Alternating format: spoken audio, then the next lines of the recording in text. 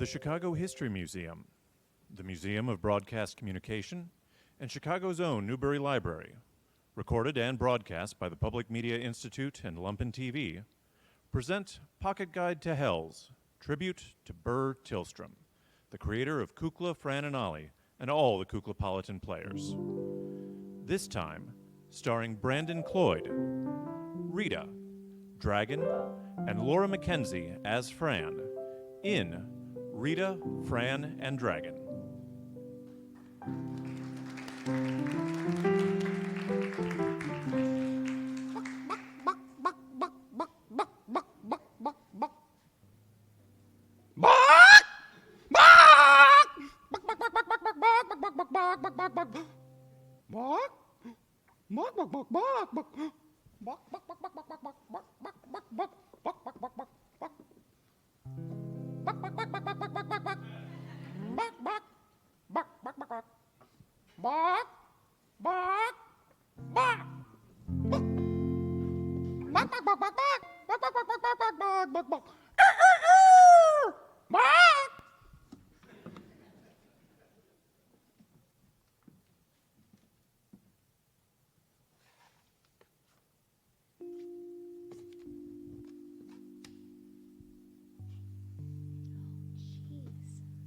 Oh, golly. Wow. Oh my gosh, I remember that. Wow.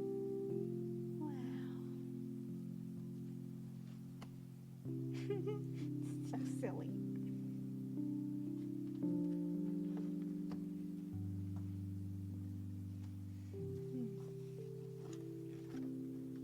What are you looking at? Oh, hey, Dragon. I'm just looking at a book of my, well, our ancestors. Oh, I don't know any of these people. Well, yeah, there's all kinds of important people who are part of our legacy and our tradition. Like, look here, that's Madame Oglepuss. Oh. Mm-hmm. And this one, hold on. Oh, I've gone too far. Oh, Oh. right. That's Cecil Bill. Oh, I know that guy. Yeah. Yeah, all kinds of crazy, kooky people. And hold on, wait, I bet you'll know who's in this one. Oh, okay. Well, who's that person? I bet you know. Um, Who's your most favorite adventure pal? I know who that is. Franny! Hey, Fran! Well, hello, Rita. Hello, Dragon. You sure are looking spiffy today. I really like the collar you're wearing. Oh, thanks. And Dragon, that hat really brings out your scales. I know. Yeah. What you got there? Well, I was looking through this book of our ancestors, and we found a picture of you. You did? Oh, my goodness. Look at this. Franny, you look great. Kukla, Fran, and Ollie. I know. I mean, my hair's changed a little bit, but what can I tell you? styles. I drink a lot of water. Oh, Oh, yes. Oh, what a blast from the past. Mm-hmm. And there's me and Kukla. Oh, and Ollie. And, oh, I bet you know who that is, don't you? Well, that's Burr Tillstrom. I don't know who that is. Wait, yeah. you don't know who Burr Tillstrom is? Well, we've got to do something about that. How are we going to fix that? Oh, I bet I know someone who knows. Brandon! Hi. Hi, Brandon. Good to see you, Dragon. Good to see you, Rita. Oh, are you looking at a picture book? Yep.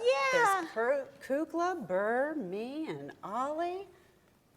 Fabulous. Well, who's Burr? Wait a second. You don't know who Burr Tillstrom is? Burr Tillstrom, the fabulous artist and storyteller who created the whole family of Kukla, Fran, and Ollie and all the Kuklapolitans? Oh, he was fabulous. You would absolutely love him. He is from Chicago, born and raised. He went to Chicago public schools.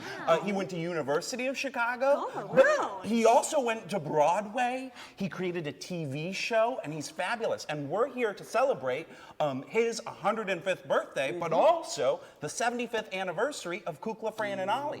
Wow, that sounds amazing. That's so much to Yeah. celebrate. What an incredible guy. Well, that sounds really cool and really special, but I have one more question. Okay. I was looking in the book, and I I saw some toys. Toys? Yeah, Oh, I think I know what you're talking about. Yeah. This picture of the bears? Yeah, Yeah, those right are here. them. So those are fabulous. So Burr Tillstrom loved to play with toys, and he created stories. And actually, the teddy bears that Burr Tillstrom had were his very first puppets, right? So he used to make them come alive and create stories and plays and take you to a whole nother world. Have you all written stories before? I've written some stories. Oh, yeah? Yeah, I've written a story where I am in the jungle, a dragon against nature. Oh, I'm swinging from vines and I'm fighting, piranha. Ooh, I love that story, Dragon. That was a really good story. That's a work in progress. Well, that sounds like a great story. But these teddy bears, what would it be like to act out a whole story just using your toys? Oh, I got toys. I'll be right back. Wait, Good question, Rita. Yeah. I mean, what would it look like? How could you even do that? well, I don't know. Maybe you just grab a toy and bring it to life. You can move his arms a little bit.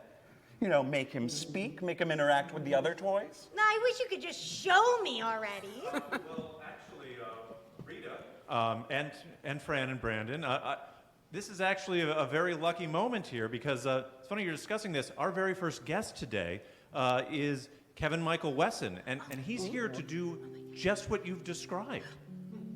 That's fantastic. Yeah, why don't you welcome him to the stage? Okay. Rita, come down here. I can't wait to watch.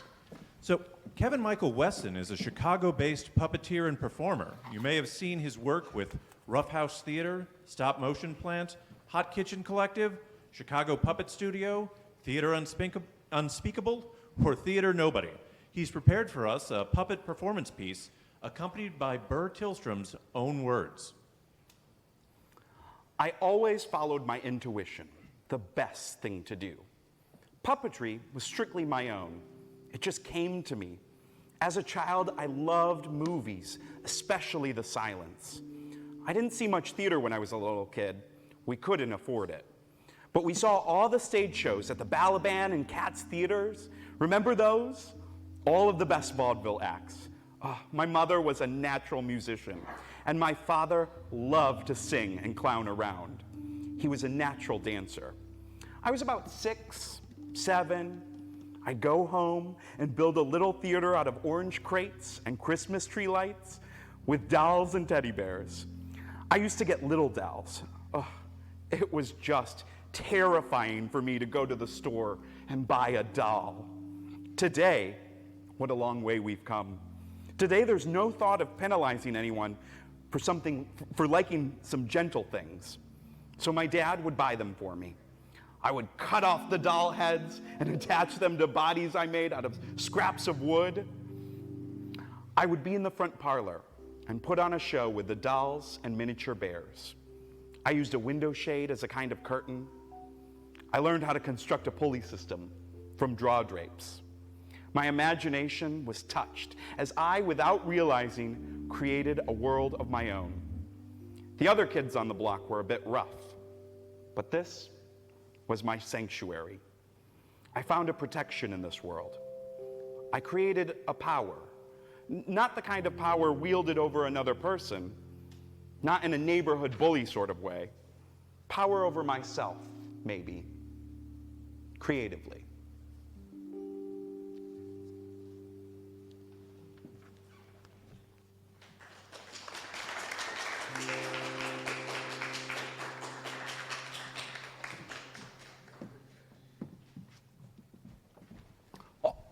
Hi, Rita.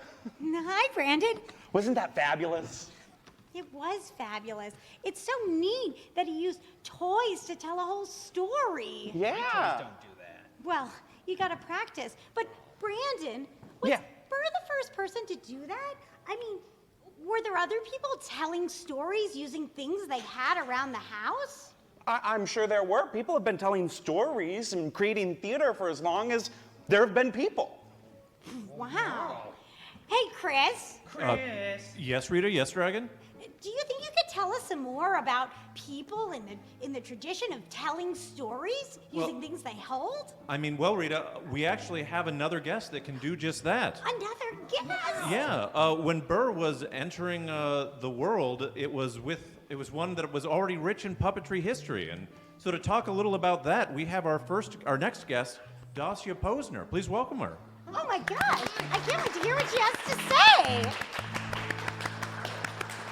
Hi, Dacia. It's good to see you. It's so fun to see you too. Welcome to the show. Thank you. We are dying to learn all about puppets and where puppets like Kukla, Fran, and Ollie came from. Well, one of the things that I think is really exciting looking at Kukla, Fran, and Ollie is thinking about all of the wonderful, wonderful traditions of puppetry that existed for hundreds and hundreds of years before Kukla, Fran, and Ollie were invented. So one of the ones that I think is their direct descendant is, it has different names in different countries. In England, it's known as Punch and Judy. In Russia, it's known as Petrushka. In Germany, it's known as Kasperle.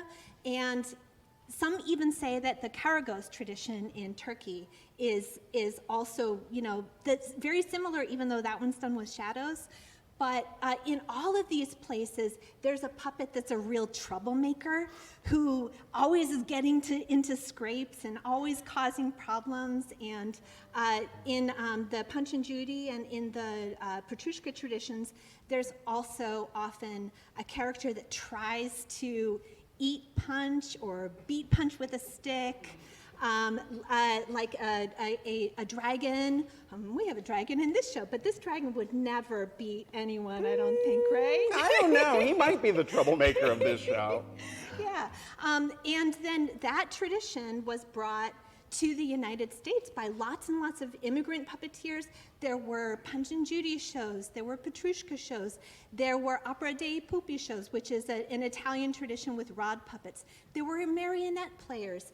And all of these immigrants brought these rich, rich traditions from the places where they originally came from to the United States. So Rita was right that everybody from all over the world is using puppets to create stories and tell stories. And I love that they came, from all over and they're here in the U.S. Could you speak a little bit more about, Burr Tillstrom and how the puppet scene in Chicago kind of formed and where he started? Well, one of the really exciting things for me is that in all of the places where these puppets came from, if you were a puppeteer, often you would learn that national tradition and you would continue that national tradition.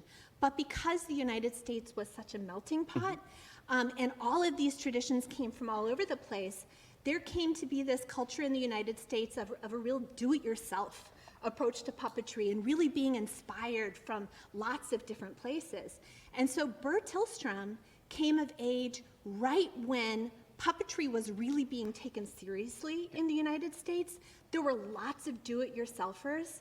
And then what he did, as you know, is he found a book about marionettes and he looked at the instructions and he made his first marionettes, and that was how he started making actual puppets after he, was playing with his toys and things like that. And then he had this great opportunity when he was in the middle of being a student at U of Chicago. He learned about the Work Progress Administration, which was the first really widespread, and only in U.S. history, really widespread federal funding of theater. And he joined, right here in Chicago, he joined the Federal Marionette Theater Project and started performing all over the place. That's absolutely cool. Very cool. Can you speak a little bit about more about the WPA and kind of how that supported theater and arts and puppetry and continued to push Burr? Yeah, absolutely. Let me go back just a little bit, because a little known fact is that the word puppeteer was invented right here in Chicago too. Ellen Van Valkenburg, who was one of the founders of the Chicago Little Theater movement, she became really interested in taking puppets that had been mainly a street tradition and bringing them into theaters where they could tell stories and where puppets would be treated with the same respect as plays with actors and words, right? Yeah. So that was a real inspiration in Chicago. There was also Burr Tillstrom met Tony Sarg, who was a really well-known puppeteer and who toured a lot. And he was the one who invented the reverse marionettes that everybody knows today as the balloons for the Thanksgiving parade in New York. Yeah. So Burr Tillstrom really, came of age in this era when there were a lot of puppeteers. The form was being reinvented and rediscovered. And he then got the opportunity to create his own shows and to perform them all over the place and meet a lot of these puppeteers. I love it. Doing work with puppets, it feels so very alive and mobile. Can you talk a little bit about improv in the world of puppeteering? I will, yeah. So one of the books that, I don't know if Burr Tillstrom knew this specific book or not, but it was super influential in American puppet culture in the 1930s. There was a Russian puppeteer named Nina Efimova who wrote a book called Adventures of a Russian Puppet Theater that was translated into English in 1935. And she believed that the hand of the puppeteer is the soul of the puppet, and that when you put your hand into a puppet, you're filling it with life. But she also had this really humble, responsive approach to puppetry where she believed that you need to let the material world tell you what to do. And by doing that, you unlock the imagination. And what I think is really wonderful about that idea in this context is that idea, responding and being responded to, is what I think fed the creativity and the joy of the improvisation of the Kukla, Fran, and Ollie show. Yes, yes. And Kukla, Fran, and Ollie, they never rehearsed, right? Exactly. They, had their idea, they had their beats, and they said, let's go for it. Exactly, but if you're really responsive, beginning with the wonder of a child and those teddy bears, if you're really responsive to the world and you don't try to control it, then it gives you ideas for what to do. Yes, that's right. That's how I started as an actor. Yeah. I was making plays, making make-believe. I even used my teddy bears as puppets too. So I can see how this kind of starts getting the wheels turning for young artists as they're developing too. Right, and I think it was really thrilling to be able to bring that into people's living rooms. It Yeah. was like bringing that live experience of imagination into people's homes and telling the people who were watching that they could do that too. Fabulous. And did Burr inspire other puppeteers that you know of? Oh, lots of them. Probably all. Lots of them. The one that I think most people know today is Jim Henson, Yes. right? But there's this long and rich tradition of American puppetry, and in lots of different television shows.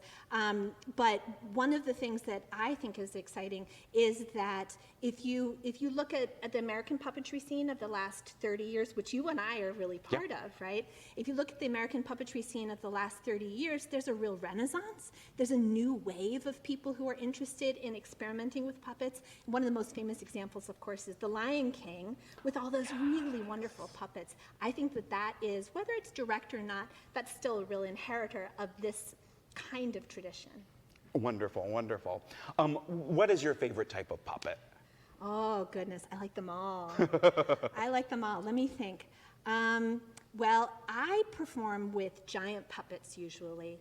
And what I like about that is you can walk down the street and you can interact with people who don't expect their life to suddenly be invaded by a puppet that's larger than they are. And the expressions on people's faces, that to me is really thrilling. I imagine it brings such joy to them. Surprise, puppets! Fabulous. Well, thank you so much for speaking about Burr, for speaking about his work. It's so. Oh, okay. What's a puppet? Oh, dragon. Have you met Dragon and Rita? Hi, Dragon, you would never try to eat Rita, would you? What? Rita, never, but I might eat you. No, I wouldn't eat you. I'm vegetarian. Yeah, me too. Oh, what do you like to eat? Dragons. What? What? Oh, I think you scared him away. I think so. Well, thank you so much, Dazia. It's wonderful having you. Let's give a round of applause for Dazia Posner. Thank you. Dragon, Oh, she was you fabulous. can come back now. She said she was gonna eat me. She was just kidding. It Oh, was okay. a joke. Yeah, well, wasn't it great talking to Dazia there? Dazia is a theater historian, puppeteer, dramaturg, and translator. Her books include The Rutledge Companion to Puppetry and Material Performance, and she can sometimes be seen on the streets of Chicago inside a giant puppet. She is an associate professor of theater at Northwestern University. Oh, Go wow. Wildcats. Brandon, I have a question. Yes. And I think I know the answer. Well, then why are you asking the question? Because I like to ask questions. Okay. Why was Ellie a dragon? Why was Ollie a dragon? Why not a dragon? Exactly, why not a dragon? Aren't you a dragon? I am, of course, the most shining dragon in the Oh, room. I don't know about that. Well, did you know that Ollie was only his nickname? Oh. What? He had a full name. A full name? Yes, it was Oliver J. Dragon. Oh. I have a full name. Tell me, It's dragon, but with a hyphen. Huh? where does the hyphen go? Between the G and the Oh, so dragon. Okay, Okay. I think I get it. Yeah, you'll find out. I can't wait. Dragon, Yeah, look, rare. I know you're trying to be the most famous, so go practice signing some autographs, Oh, okay? yes, of course. I have to learn to read. Don't first, forget the hyphen. Brandon, Yes. now that it's just me and you, Yes. I gotta know. Oliver J. Dragon's a great name, but how did Kukla get their name? You know, that's a story that I think we have to ask someone else about. Do you know anyone we could ask? Chris! Yes, Rita? Hey, Chris. Yes. Brandon said there's a fabulous story of how Kukla got their name. Oh, yes, actually, I know this story. This is a fascinating and exciting story back from the 1930s. It's truly inspiring. Inspiring. Yeah. Would you like to hear it? Oh, I'd love to hear it, but if it's that good, can we act it out? Well, I don't see why not. Yeah. Brandon, would you play the role of Burr? I would be honored. All right, wonderful, wonderful. So, What part are you gonna play? I don't know. Chris, what part am I gonna play? well, wait, Rita, and I'll let you know. Okay, I'll be asleep until you tell me. Okay, wonderful. So, the year is 1935, and an 18-year-old Burr Tillstrom goes to work at the Chicago Park District. As we've learned, it was part of the New Deal's Work Projects Administration, and he was setting up a Chicago puppet theater. Now, after seeing hand puppets for the very first time at the American Puppet Festival in Detroit, Burr starts to develop a character who in many ways becomes his alter ego. Rita, would you like to play this character? Oh, would I? Yes. Wonderful, wonderful. It would be a perfect match because this was a sensitive, patient, and wistful observer of human nature. Someone who might tease others but would never mock them cruelly.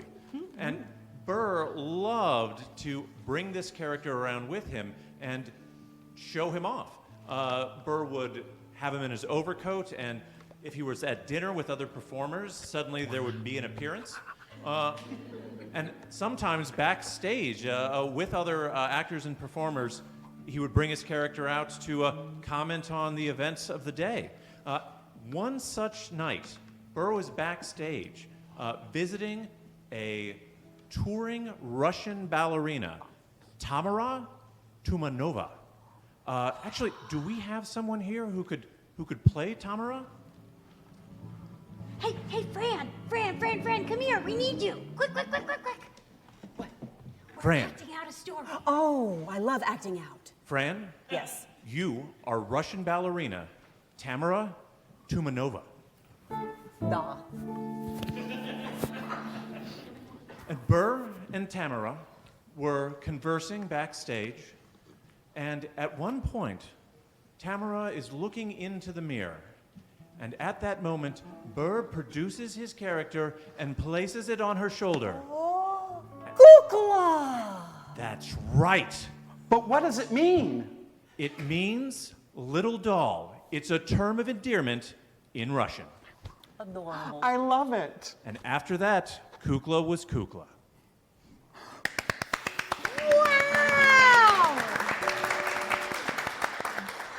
That was an amazing story. I love it. You did a great job, and you did a great job. Oh, you were a wonderful star of that Oh, story. Thank you. Thank you so much.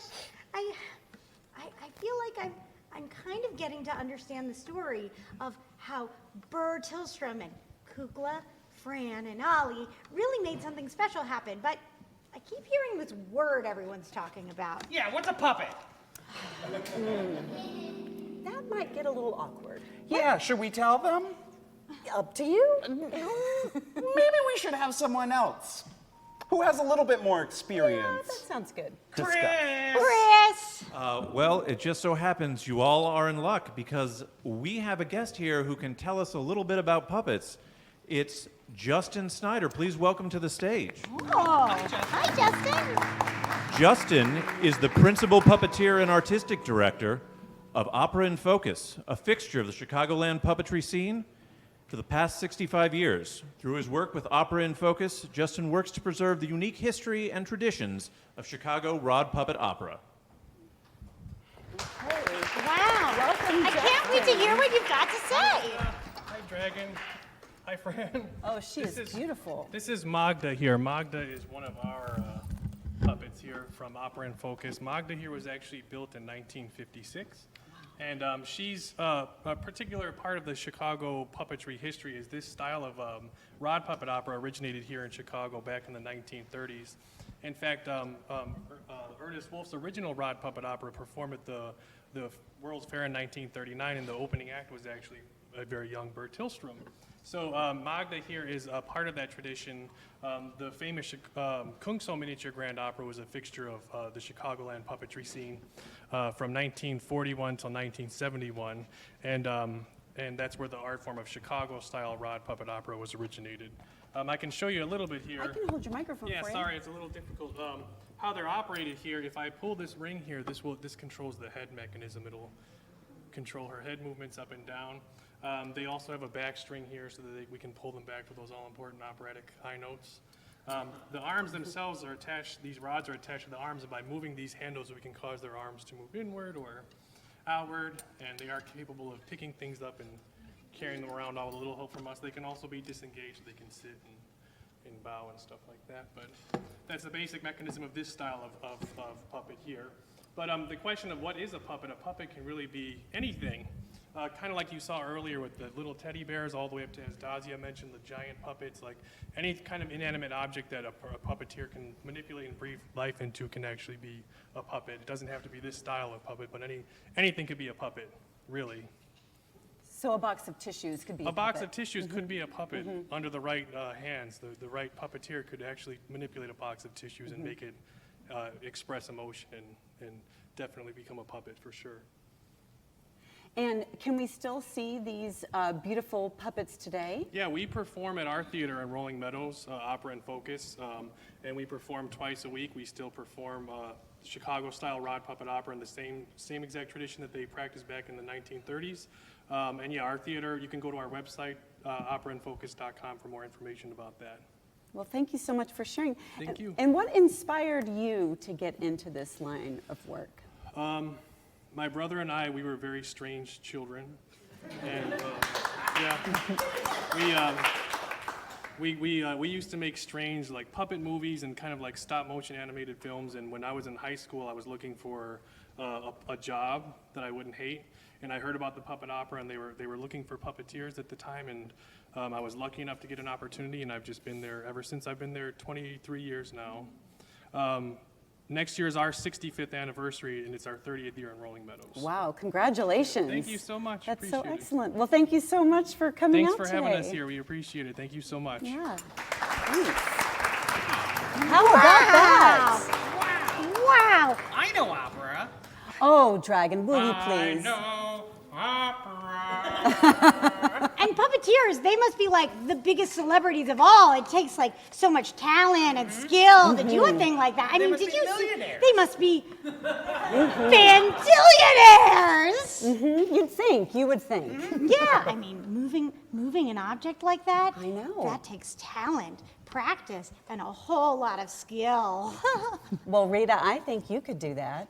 You've got a lot of talent, you've got a lot of focus, you've got a lot of skill, and the curiosity will get you there. Well, it's pretty neat to learn about all of our ancestors and all of these different kinds of styles of art and telling stories. I feel like we're gonna need a bigger picture book. Oh. Are you thinking what I'm thinking? Eat the picture book? Dragon! No! Let's take a picture! I think we should take a picture of us and put it in that book. What do you say? Let's do it! Okay, everyone make sure they look good for the camera. Oh, okay. Let me do okay. I look the same. Click goes the camera. Memories are being made. A treasured family photograph. Place it over the fireplace. All right, everyone, say cheese. Cheese.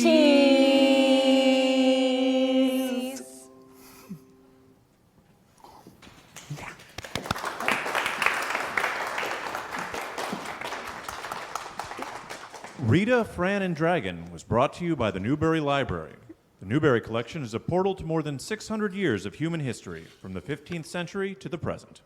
The library connects researchers and visitors with its collection in the Newberry's reading rooms, exhibition galleries, program spaces, classrooms, and online digital resources. So please, use the collection, research family history, see an exhibition, or attend a program. Go to www.newberry.org to plan your visit today. And Cloyd, and on behalf of Rita and all of the Pocket Guide players, thank you.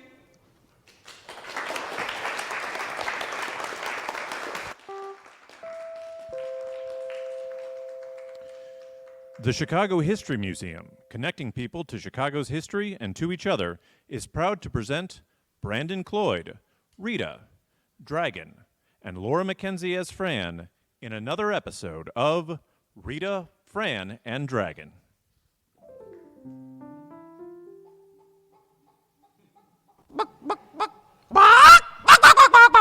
Oh.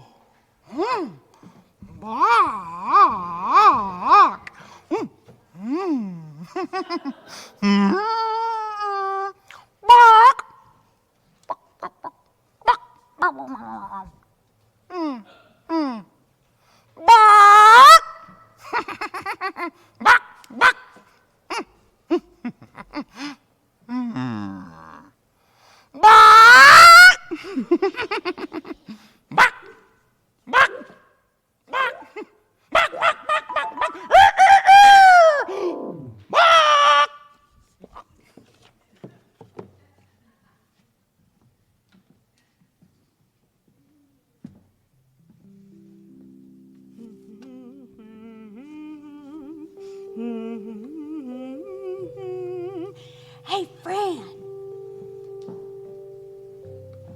Come here. What? Why are we whispering? I have a surprise. Oh, I love surprises. Yeah. I'm so good at telling everybody about a surprise. No, no, no, no, no. A surprise means you have to keep it a secret. Oh, Rita. Just for a little while. Oh, but I'm so good at blabbing. No, wait. See, today is a special day. It's the 75th anniversary of Kukla, Fran, and Ollie. Ooh, that And is a lot. It is a lot, and I'm gonna make a very special celebration cake. What a wonderful reason to make a cake. And you said that you're going to make that cake? Yeah, Oh. I'm gonna make it. Don't tell anyone, especially Dragon. Oh, why not dragon? He always burns it. Well, I mean, he is a dragon. Well, that's no excuse. Today's a very special day, and we can't let anyone know. Chris, I'm not going to tell anyone. don't tell anyone. All right. Okay, Okay. it's a secret. Okay. Okay, I gotta go get cooking. Okay, I'll see you soon. Okay. Shh, And Mom's the word. Mom's Okay, the word. Bye. I'm so good at keeping secrets. Oh, Chris, you already know, so I can tell you, right? I didn't hear Just anything. please- I don't know anything. Please let me get it out. I don't think I can keep Nope, it in. I didn't. Nope, nobody knows anything. Okay, It's a nobody knows secret. anything. Brandon? Yes. Brandon? Oh my goodness, there's something that I can't tell you. Will you let me just stand here and look at you like this? Sure, but I love surprises. Oh, me too, me too. I'm so good at ruining them. Just promise me that you won't let me tell you, okay? Oh, okay, don't tell me the surprise. Okay, but I think it's gonna be really great. Oh, okay. Okay. I'll just wait for it. then. All right, okay. Okay. Oh. Thank you, Fran. I wonder how long it takes to bake a cake, especially when you don't know how to bake a cake. Oh, Chris, this is gonna be fun. Charlie, maybe some ominous underscoring might help me? Yeah, that feels better. It feels worse. I don't know why I asked for ominous underscoring. Okay, I can do this. I can keep a secret. Oh, hi, Fran. Well, hi, Dragon. Oh, how are you? I'm really great. Oh, that And sounds... reticent. Oh, well, that's a big word. Thanks for sharing. I am baking a cake. Wait, you're baking a cake? I am. Oh, and why are you baking a cake? Oh, why, it's Burr's 105th birthday. Wow, that's a lot of years. Yep, it's a 105-tiered cake. Oh, 105 tiers. Yep. That's going to take quite a while, don't you think? I think I gotta build the oven first. Oh, yes. You got a lot of work to do, Dragon. Well, I gotta have it done by today. Okay, well, maybe you can get some help from some others. Oh, no, I can't get any help from anybody. It's gotta be my project. You know, Rita burns everything. Well, I mean, she's not a... You know what? I think just having a little bit of grace with everybody with this is going to do you a lot of good. You know what? This is a secret cake, and you can't... ominous music, Charlie. This is a secret cake, and you can't tell anybody.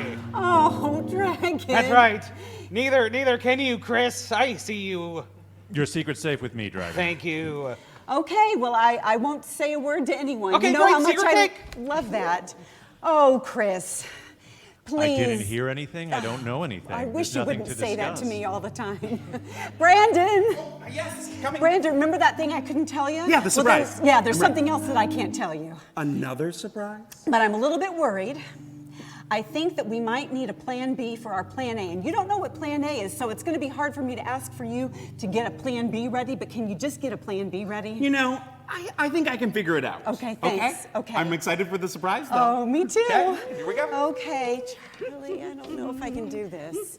Okay, oh, Franny, yes. I found a family cookbook. Oh, Ollie bakes a cake. That's lovely. This time, I didn't let Dragon near it, and I found a recipe for a 75 flavor cake to 70 celebrate 75 years. Well, that does make sense. That's a lot of flavors, though. Sometimes flavors can conflict. No, not for a celebration like this. Okay, Yep. All the Kuklapolitans have their own flavor. So in this cake, a nutmeg, a sesame seed, an oregano, a dill pickle, it's all gonna go great. Oh, it sounds like you've got a plan for success. I mean, can't you smell it? I smell something. Yeah, well, I better go check on it before it burns. Oh, it's not gonna burn. Don't tell anyone. Okay. I can't wait. Okay, I won't tell anyone. I think we're really gonna need that plan B, Brandon. Working on it. Okay, thanks. Maybe call a fire truck. Oh, wow, Fran, can't you smell my cake? Oh, that's a cake that I smell. Oh, yeah, it's a Dragglepus cake. A what? A A Dragglepus cake. Dragglepus. And what's a Dragglepus cake? Oh, it has about 7 to 5 flavors. 7 to 5? Not sure yet? No, I just grabbed whatever I could find. Okay, and what could you find? Oh, okay. I got sesame seeds in there. I've got cayenne pepper, a lot of cayenne pepper actually. Okay. And a couple of more ingredients I couldn't tell. Well, I hope that they're blending well with the sesame seed and the cayenne pepper. Who knew sesame seed was so popular in cake? Oh yeah, it's the #1 ingredient. You should bake more cakes. I really should. Well, thank you for that, Have Dragon. you told anybody? No. Okay, goodbye. Okay. Oh, man. I'm going to really enjoy some cake after this not telling of the surprises. Brandon, how's that plan B coming? You said a fire truck? Maybe a fire truck and something else, but I can't tell you. I'll get it. Okay. Oh, yeah, Charlie, that sounds good. That's like my inner life coming out for everyone to hear. Oh, no! What happened? Disaster has struck. It happened. I didn't believe it would happen, and it did. My cake is ruined. My cake is ruined. Wait, your cake? Yeah, my cake cake for Burr's 105th birthday. No, it was my cake for the 75th anniversary of Kukla, Fran, and Ollie. You can't even bake. You can't not burn anything. What are you talking about? No. You gotta stop writing me. It's 105. 75th? You know what? It's a special day, and now my cake is ruined. It is and now a everything very- is ruined, and I don't know. I just want to say nothing is ruined. Nothing First is of all, the ruined. fact that you wanted to celebrate two very important things is great. It's okay to celebrate two things at once. And you had all of the good intentions. So what if your cakes are burned? We can still celebrate, can't we? No, we can't. I don't think so. I don't think so. Can you say 75 and then a family recipe? Friends, I need to remind you, we are broadcasting. What? Yeah, live across the nation. Oh, I need makeup. Broadcasting? Well, what's my best side? Is it this way? Is it this I way? need to look the best. Well, Somebody you look fantastic. powder my scales. I don't know. Yes. Make me just Okay, look that's- pretty. Okay, here we go. Yes. Oh, very shiny, very shiny. Great. Oh, Thank you, yes. thank Oh, you. yes. Well, Last looks. Do you think we should say hello? We certainly can.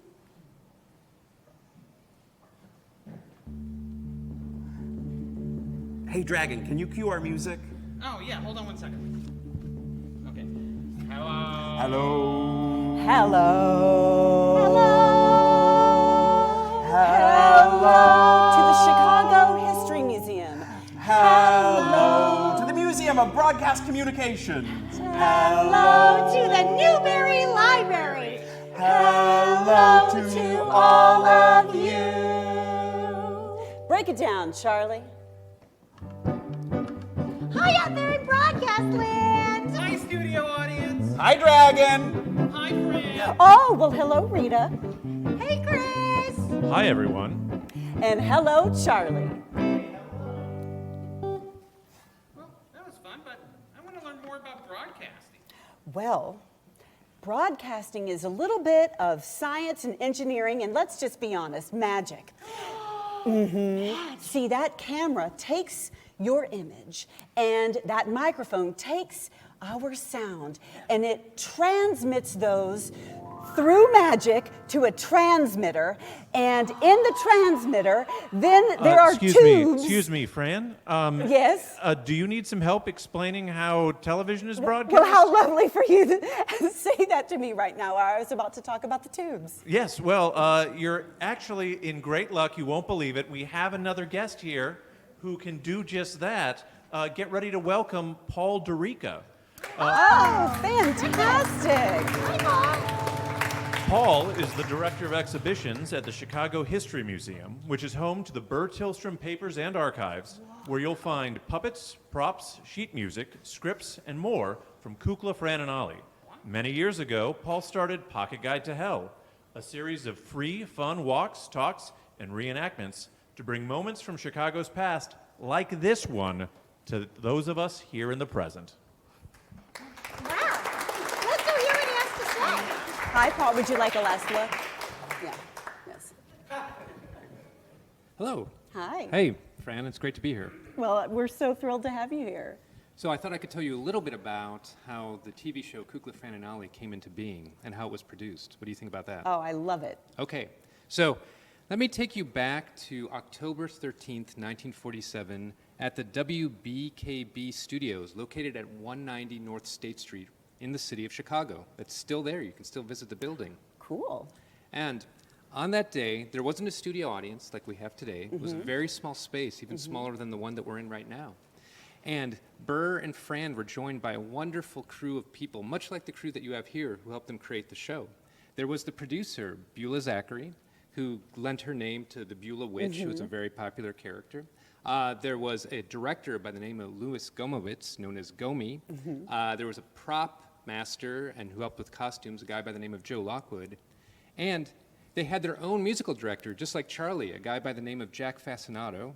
Their own announcer at one point, just like Chris, who was Hugh Downs, who you may have heard of, Yes. went on to have a long career. And they had a camera woman, Ray Stevens. Cool. But one of the unsung heroes was what was at the time Burr's secretary, now we'd call assistant, Mary Dornheim. and her job was to write the show. And by write the show, I mean that she was there during every broadcast, sitting just outside the camera frame at a typewriter and writing down the dialogue as it was happening and being broadcast across the country, because the show was completely improvised. They sort of made it up in the spot. They would plan a little bit and then rehearse a little bit and have a song prepared, but everything was kind of unfolding in real time. That's so fascinating. And yeah, when you said write the show, I was going to say, Paul, I didn't think there were scripts. So there were no base scripts. No base scripts. And if you were to go to the Chicago History Museum today, you can see the sort of notes that Mary typed up. We've got all of them because there were thousands of episodes. So as television viewership grew, and let's keep in mind, in the mid-1940s, there were maybe about 10,000 people who had TVs in their homes. By the early 1950s, there were over 6 million. Wow. And as viewership grew, so did the popularity of Kukla, Fran, and Ollie. It was broadcast not just here in Chicago, but eventually all the way to the East Coast and all the way to the West Coast. And at the height of its popularity in the early 1950s, 72% of American TV viewers were tuning in to watch the program. And they showed their love by sending letters, by sending costumes and props that Kukla and Ollie and the other characters could wear. At one time, they were receiving 15,000 fan letters a day. And do you want to know who got the most fan mail? I do. Oliver J. Dragon. And do you want to know who got the second most number of fan mail letters? Yes.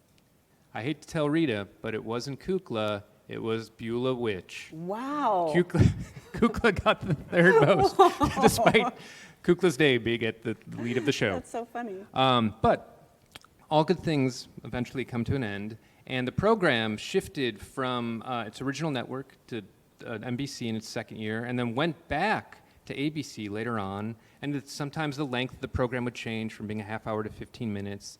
But as I said, all good things come to an end, even when we don't want them to, and so by the fall of 1957, it was announced that Kukla, Fran, and Ollie would be canceled.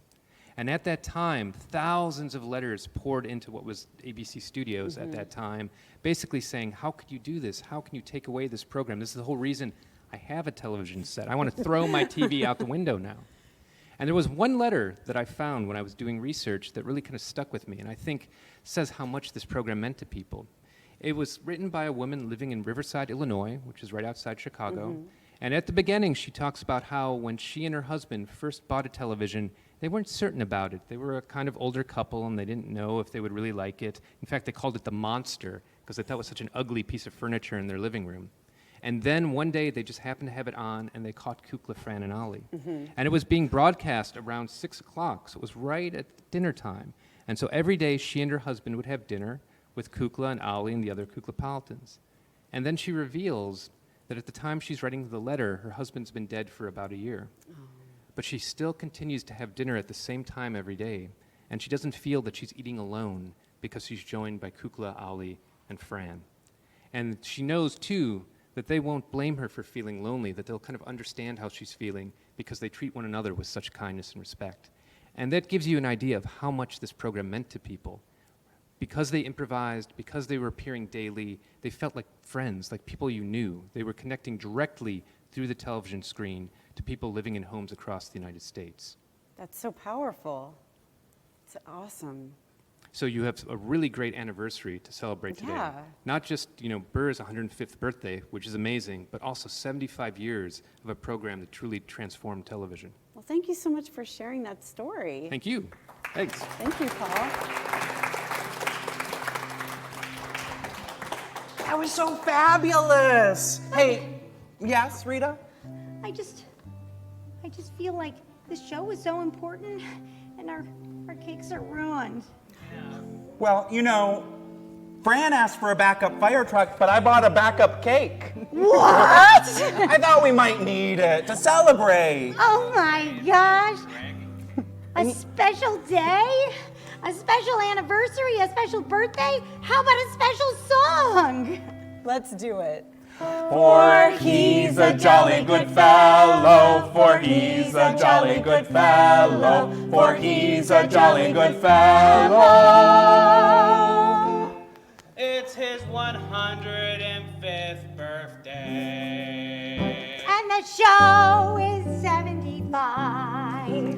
Burr is 105. The show is 75. 75, 75, 75, 75, 75. Which nobody can deny.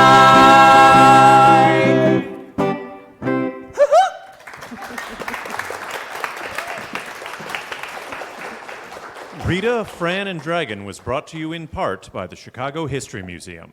Founded in 1856, the Chicago History Museum shares Chicago stories, serving as a hub of scholarship and learning, inspiration, and civic engagement. If you live in Chicago or visit here and are curious about the city's past, present, and future, the museum should be your first stop. Plan your visit by going to chicagohistory.org. And I'm Brandon Cloyd, and on behalf of Dragon and all of the Pocket Guide players, thank you.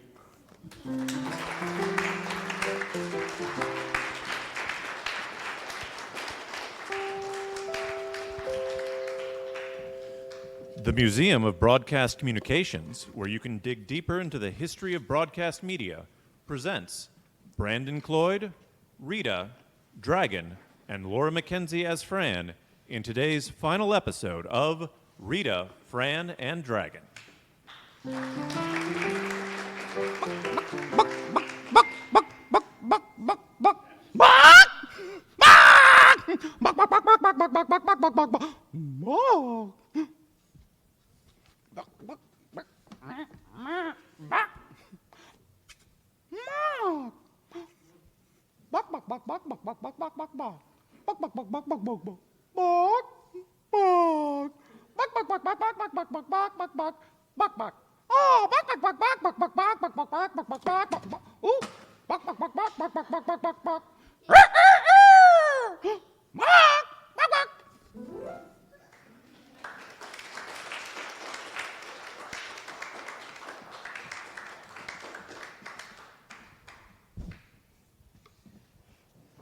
Hey, Brandon. Yeah, Fran? Thanks.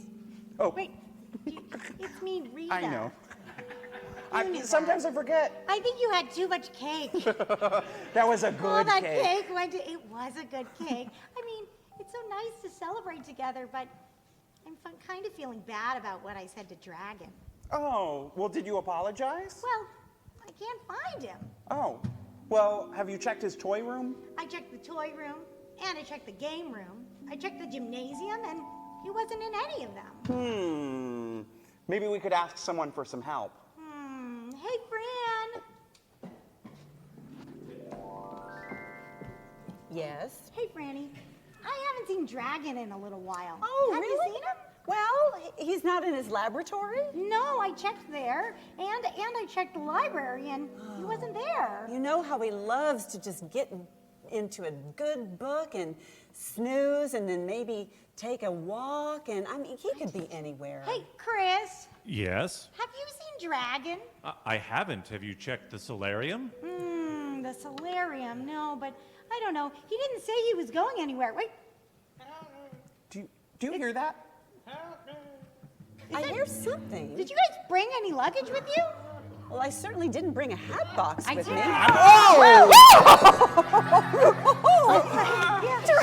Drowning in there. What? I have no What do air we for have days. here? Days! Oh my, Yeah, whole days. oh my God. Are you okay? I'm fine. Okay. Fran, are you all right? I'm okay. I was a little startled. You know how I can't keep a secret and I get startled. Those are my two things. Well, what was in there besides Dragon, of course? What's in your hands? So, a whole bunch of letters. Letters like J and K? Well, I'm sure those letters appear in these letters, but they look like letters written by people. Letters written by people. Yeah. To who? For what? Well, should we find out? Oh, yes. Could you read them to us? Let's see. Here, I got one for you. Okay, let's see. Okay. Ooh, it's a letter to Burr, Kukla, Fran, and Ollie. I think it might be a fan letter. A fan letter? Could you act it out? Oh, could I act it out? Well, I was hoping you would ask me to do that. Okay, you ready? Okay. Dear Burr, Kukla, Fran, and Ollie, where in the world is there such charm and fun in a medium? Burr is a genius, and Fran should be the model for all in television. I'm glad that we have our own Alice in Wonderland 5 times a week on RCA at 7 New York time. I'm mad about them. What more can I say or do? Lillian Gish, the First Lady of American cinema, actress, director, and screenwriter. How about that? Wow, what a fan. Yeah. You know, I have a few more letters. You know who has a really good acting voice? Who? Oh, I know. Chris! Yes, Dragon? Could you read a letter to us? Oh, I'd be happy to read a letter, yeah. Hold on just one moment.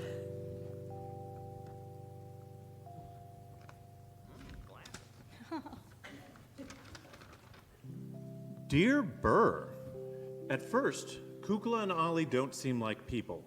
But after a while, people begin to seem like Kukla and Ollie to you. And then, you're a believer too. Peace, Dave Garroway, founding host and anchor of NBC's Today Show. Wow, that was amazing. And You got one? I got one more. Brandon, you I'll got one hold those too? for you. Yeah. Is it all right if I read one? Oh, yes, of But you have to course. act it out. Okay, I'll act it out. Dear Kukla, Fran, and Ollie, thank you. If it weren't for you, we don't know what we would think about television. But because of you, we think television is here to stay, and we are glad of it. We think your show is completely wonderful, and we try never to miss it.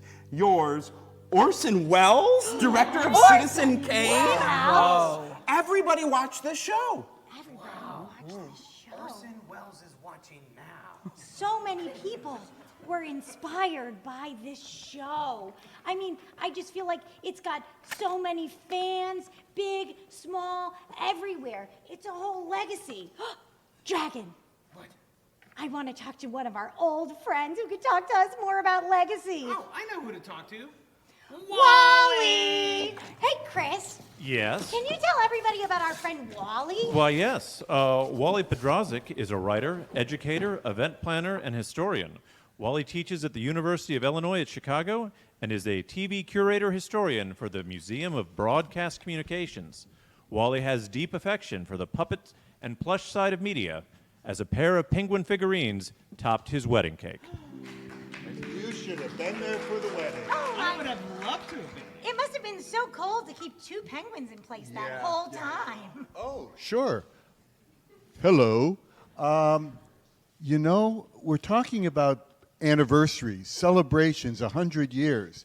Do you know that puppets go back to the invention of television? In the early days, you guys are tough. You are really tough. And so, Wait, we're tough? Yeah, I'm tough. Give me a win. yeah, you are. Oh. Back a Scottish experimenter, back in about 100 years ago, was experimenting with this new thing called television. Very bright lights. No human could stand it under the lights. But he took close. He took someone he named Stooky Bill. And I know Stooky Bill. yeah, Stooky Bill Yeah, would we went to be high school. under the lights, and you know what Stooky stands for? It's Scottish for plaster. So, Oh, that's like Kukla was for Precious Doll. I love this. so, Dragons for dragon. and so, like it. and so that Thanks. way, their early experiments were able to move forward, and finally they could lower the lights enough so that humans could be on camera as well. Well, But- what's humans on TV? Well, puppets were there first, and they kept on going. One of the great things we were hearing all about your good friend Dave Garroway, and when you're on camera with puppets, the puppets dominate the screen. You know why? A TV screen is perfect puppet size, and as the camera comes in, I'm standing here. You don't want to see me. You want to see the puppets. You're all my You keep thralls. pointing at me like I'm a puppet, but I'm just an actor here. I'm just part of the family.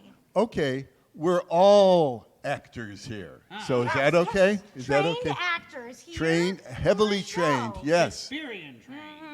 And so, besides, one of the reasons that your ancestors, Kukla and Ollie, were so popular is they talked. Now, that may not seem a big deal to you guys. No, I love talking. Yeah, in fact, I don't think we can, you guys don't stop talking. But so often, they would use the puppets sort of almost like a backdrop. There was something called Elmer the Elephant, but Elmer didn't say a word. Waved his trunk. But it was the ringmaster, the host, who would do all the talking. There was Garfield Goose. Oh, I know him. Garfield Goose, a wonderful show. A gentleman by the name of Fraser Thomas was the prime minister, because Garfield Goose knew he was king of the United States. And so he appointed Fraser as his prime minister. But if you tuned in an episode of Garfield Goose, you wouldn't hear a word from Garfield. Well, he made a clacking sound. You wouldn't hear a word from Romberg Rabbit. You wouldn't hear a word from any of the other characters. Fraser was the only one who heard them, and he told the audience what was going on. So with Kukla, Fran, and Ollie, we didn't need that. Kukla and Ollie would have, just like you're having conversations with Fran, would be able to say, this is what we want to do. You would call out, and they would come running, because you controlled the show. The puppets controlled the show. Wait, what's a puppet again? Wait, the actors controlled the The show? acting puppets controlled the show. The actors control That's right, the I show. control the show. Oh my, wait, hold on. I don't know that this sounds like, Yes, this could do get what I chaotic. say. This could be crazy. Everyone jump on one foot. No, don't listen to him. So, you guys are an inspiration to be with. Oh, You, gee. you guys are part of the legacy. You Legacy. guys, I am honored to be sharing the stage with you. So thank you for calling me up. Oh, you're such a pal. Ollie. And if you guys want to travel over to the Museum of Broadcast Communication, we have some wonderful displays. You can go way back in puppetry history. We have Charlie McCarthy, who was one of the early puppets. We have Garfield Goose and his whole clan there at the Museum of Broadcast Communication. Garfield got locked up. They actually, I was there with them. I helped them spring out of there. We went all the way to Kenosha, Wisconsin. You're like Danny Ocean. Oh my Yeah, God. we were just Snapping and moving. And That's so cool. we were just so cool up there. And you know what? Just like here and just like on TV, whenever you see these stars on the screen, you know what happened? What? People couldn't get enough of them. They were there center stage. In fact, I was there to guard them. I was there to guard them because there were so many people who wanted to Will you guard us? yeah, you can be yeah. our bodyguard later, Wally. You can carry me in the rain and sing to me songs. And the trade-off was, and I'm going to ask you to do the same with me, the trade-off was people would go by Garfield and his friends and pose for pictures. Thank you so much. Oh, Thanks, thank Wally. you. You can come anytime. Thank you for the invitation. Golly, whoa, what a legacy. This is my guarding disguise. Oh, What? Who's You this can't person? tell. Me right Yes, now. you can tell who is Who leaving is this? now. Yeah, no visitors, please. No visitors. Bring back Wally. Bring back Wally. Wow. Hold on, I got a hair in my eye. Hold on. Hold on. We gotta call Fran. Hi, Fran. Brandon. Oh, yes, I'm here. Hi. Could we write a fan letter to KFO? That sounds like a great idea. I brought a note card. Here we go. Oh, wow. You all came prepared. Wow. Okay. I guess we'll start to say, dear Kukla, Fran, and Ollie. Okay. Thanks. Thanks for so many years of adventures and creativity, and for being pioneers, really showing America all the things TV could be and all the fun ways to explore a new art form. Dear Kukla, Fran, and Ollie. Oh, okay, got Oh, it? wait, this is the second part. Okay, Part two. Part two. Right to part two. Part This is- two. Put dragon with a hyphen. yeah, I got the hyphen. Okay. Dear Kukla, Fran, and Ollie. Ollie, could you tell me how you keep your scales so shiny? What type of balm do you use? I don't know. I don't live next to a grocery store, so maybe you can tell me which one I can buy. That's it. Great, I just barely fit it all on. Can you add love, Oh, yeah. Rita, Oh, yeah, and a heart Rita and dragon? with a hyphen. and Dragon. Oh, you know. Perfect. How should I mail this? That's a good question. How do we mail that? I don't know. Maybe go find Fletcher Rabbit. He's a postal worker. Great idea. I'll be back. Okay. Well, I really want to know more about who KFO influenced. Yeah, I Who just, would know that? I wish we were more eloquent. I wish we could just, put it in a song. Oh, Chris! Well, I just happened to see that our musical director, Charlie, is moving towards the stage right now. Oh my and gosh. He's joined by Lily Emerson, a Oh, multifaceted gee. performer, producer, collaborator, and all-around creative weirdo. Well, let's go listen to it. Oh my gosh, I can't wait to hear what you've done. Together, they are the co-creators of Adventure Sandwich, a Chicago-based arts organization that produces DIY video, music, live performances, and events for children and their grown-ups. Hey, Lily. Hey, Charlie. I'm excited to be here. I don't know about you. Oh, absolutely. I mean, we're part of a legacy here. Yeah, and there's a dragon here. Well, and yeah, hold on. There's Yeah, where I'm it's sitting, I can't see the dragon. So, yeah, it's okay. I don't think he's gonna eat you. okay. There. Speaking of legacies, this is a song kind of about the legacy Exactly. of children's TV, right? It is. Are we ready? Yeah. Kukla, Fran, and Ollie started quite the trend in children's TV that has yet to end. From Pee-wee to Barney and Blue's Clues and Dora, all were inspired by what came before. So if you were a child who watched some TV between 1947 and at least 2003, on Saturday morning while eating cereal, you've watched something tied to this material. From Lamb Chop to Muppets, so much good came from these puppets. Next time that you're watching TV and you tune your dial to PBS Kids or Nick Jr. Remember the start of it all the way back when Kukla, Fran, and Ollie, your wonderful friends, were there from the start. Kids TV with a heart. Oh, thank you. Wow! That was so great! Well, I saw that you all were writing some letters earlier, and I actually have a postcard for you. Wow. Can I give it to you, Dragon? Is that okay? Oh, yeah, of course. Oh, I can't talk now. Thanks, Lily. Hey, Fran. Fran. Lily gave Dragon a letter. Oh my goodness. Oh, I see. It fell out. Oh. But you know what? You were so interested in keeping that letter, you just didn't realize it. And happens to me all the time. Wow. I'm losing my keys, I'm losing my will, You should get a lawyer for that. Yeah, that's a good one. I will Also, take let that me know where it advice. Okay, when I find it, I'll let you know. How about I read this postcard? Oh, yes. Okay. Well, first of all, it's addressed to the Pocket Guide players. Hey, hey, ho, ho. And it says, Dear Rita, Fran, Dragon, Brandon, et al. Et al, that must be you, chicken. Hi, et al. Okay.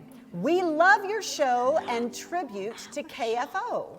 Thank you for celebrating this important part of television history. Will you please sing Here We Are from the original show? Love the audience. What do you think? It's from the audience? Well, then we can't say no. Here it is, the original theme song. Kick it, Charlie. Here we are, back with you again. Yes, by gum and yes, by golly, Kukla, Fran, and dear old Ollie. Here we are again. Here we are again. Here we are again. Here we are again. Here we are again. Here we are again.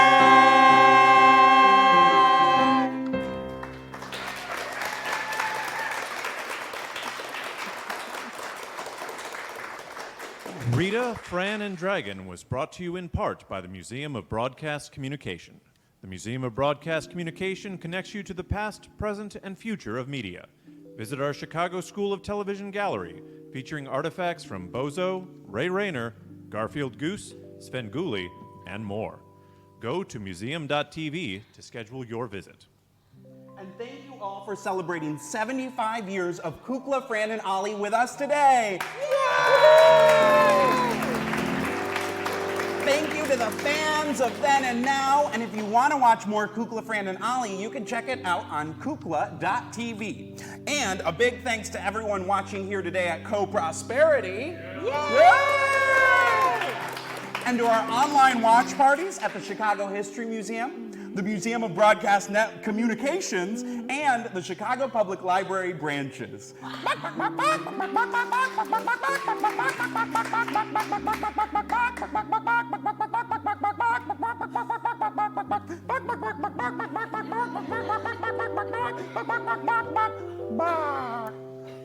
That was really beautiful, chicken. Yeah.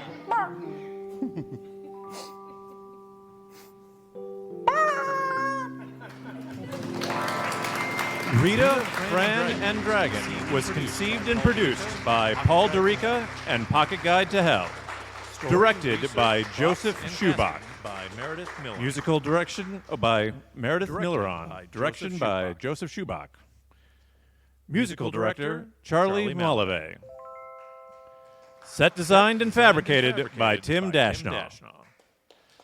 Dialogue and characters created by the cast, with Dana Krupp as Rita, Kevin Hogan as Dragon, Brandon Cloyd as Brandon, Laura McKenzie as Fran, and I'm Chris Rathjen as the announcer.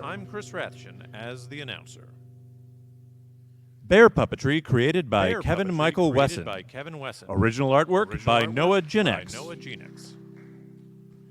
Special musical guest Lily Emerson.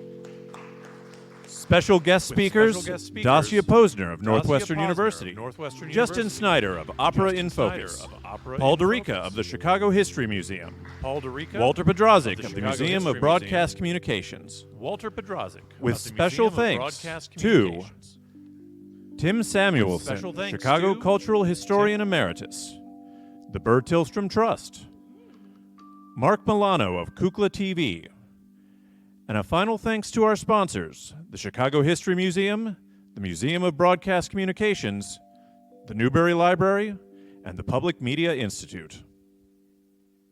We came to you from Chicago. Goodbye.